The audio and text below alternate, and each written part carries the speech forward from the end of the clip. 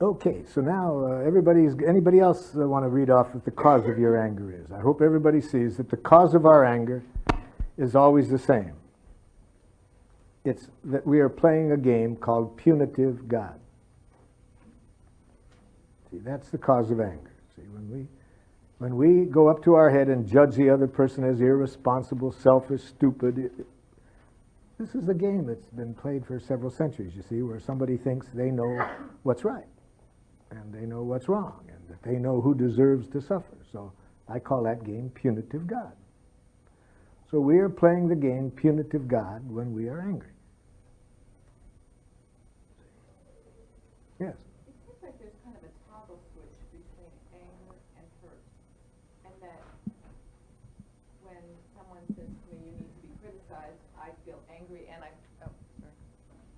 it feels like there's a toggle switch between anger and hurt. So if someone says you need to be criticized, I feel hurt and I feel angry. It's not just one feeling, and Yes.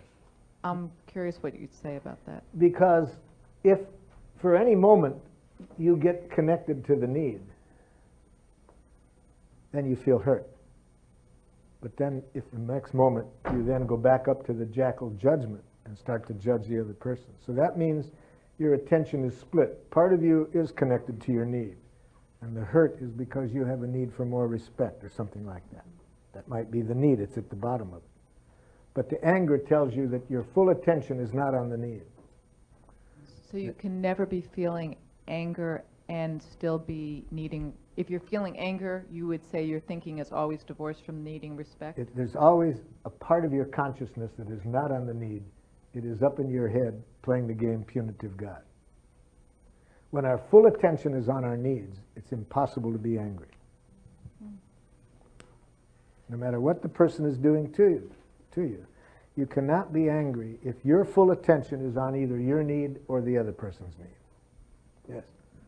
I do support groups with cancer patients and their families, and sometimes they tell me that anger at the cancer helps mobilize their resources for fighting it.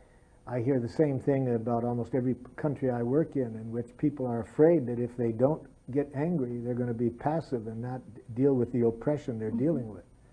So the problem is, yes, we do, if we have a need for health, we need to mobilize ourselves and have our full energy going into mobilizing that.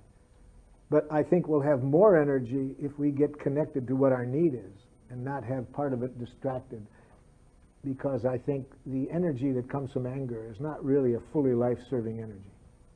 But if you compare it to nothing, see, this is what people are afraid of. If I don't get angry, I'm just going to be passive. But if your full attention is here, you'll have plenty of energy, but it won't be angry. But I think it'll be more healthy. Yeah. I wrote down that when the person says their jackal thing to me, when she says that I feel angry because I have a need to be appreciated and respected, Yeah. and I guess I'm having a little difficulty. I see I where don't think you get angry because your need for appreciation and respect isn't getting met. For example, if I come along and I say to you, "Get out of my way, idiot," and for whatever reason you think maybe his wife died and he's in mourning, I don't think you'd feel angry. Even though your need wasn't getting met for respect and so forth, it wasn't getting met, but I don't think you'd be angry, because you would probably tell yourself something different than what you're telling yourself if you're angry. So you still haven't answered my question of the cause of your anger. Just because your need for respect doesn't get met doesn't make you angry. I think what my experience is that I have anger is the first thing that comes into my awareness. Yes. And then if I look at it more closely, there's hurt underneath it and fear. Yes. But it's like they both, or all three, or maybe others, coexist at the same time. I think and the they anger do. is the one that's the first clue. It's kind of like pain. But the first thing that I agree with you, it's usually the first thing we're aware of, but it's not the first thing that happens. The first thing that happens is what I'm asking you to get at now, which you haven't gotten at yet. And that's why I'm pushing you to get at it, because it needs to be gotten out into the light. And that is, I think you need to be clear what is making you angry. It's not that your need isn't getting met. What are you telling yourself?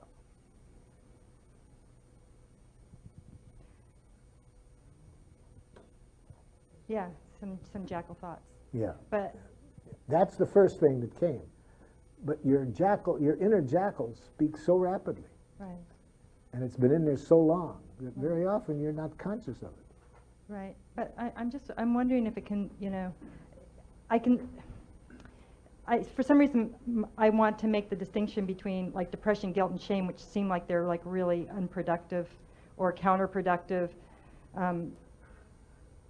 roads to go down, whereas anger, even though it's not productive in the sense of I'm saying all of these are productive, can be productive, if you do the following work.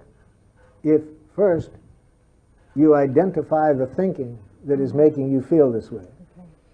And if you use these feelings as an alarm clock to tell you that part of your connection to your needs is being blocked by life-alienated, violence-provocative thinking. Let me repeat that, you see. These feelings are valuable if you use them as an alarm clock. I get it. Thank you. You got it. Okay.